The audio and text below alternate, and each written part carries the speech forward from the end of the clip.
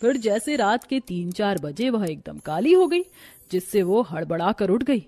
अरे, मेरा रंग तो काला पड़ गया, मुझे जल्दी से जादुई आईने में देखना होगा। फिर जैसे उसने जादुई आईने में देखा, तभी चमक हुई और जादू से उसकी खूबसूरती लौट आई।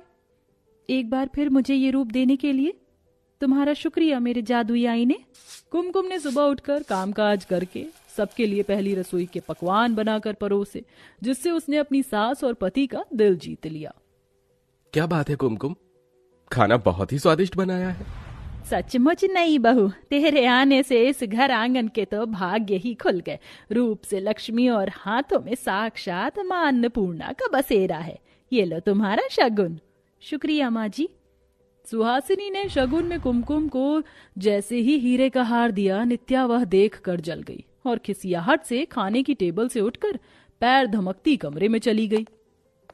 जैसे देखो कुमकुम भाभी की सुंदरता का बखान किए हुए है और माँ और भाई तो ऐसे तारीफ कर रहे हैं जैसे वो हूर की परी हो। उसके आने से पहले तक मैं गोरी और सुंदर थी। यही कारण था कि नित्या कुमकुम से चिढ़ा करती थी। इसी तरह से दिन गुजर रहे थे। नई बहू की सूरत हर आधी रात बीतने के बाद काली हो जाती, फिर वह जैसे जादुई दर्पण में देखती तो खूबसूरत हो जाती। फिर एक दिन देर रात तक सूरज काम करता रहा।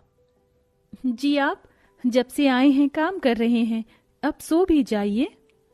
तुम सो जाओ कुमकुम, मुझे ऑफिस का काम करना है। उसने एक टक घड़ी में देखा और चिंता से कहा, क्या करूं, 2 बज गए हैं, कुछ देर बाद मैं काली हो जाऊंगी, जगी रहती हूं। पर थोड़ी देर में कुमकुम को नींद आ गई और ठीक आधे पहर बीतते ही वो असली रूप में आ गई। तभी एकदम से उसकी आंखें खुली और उसने देखा कि सूरज उसके सामने खड़ा है।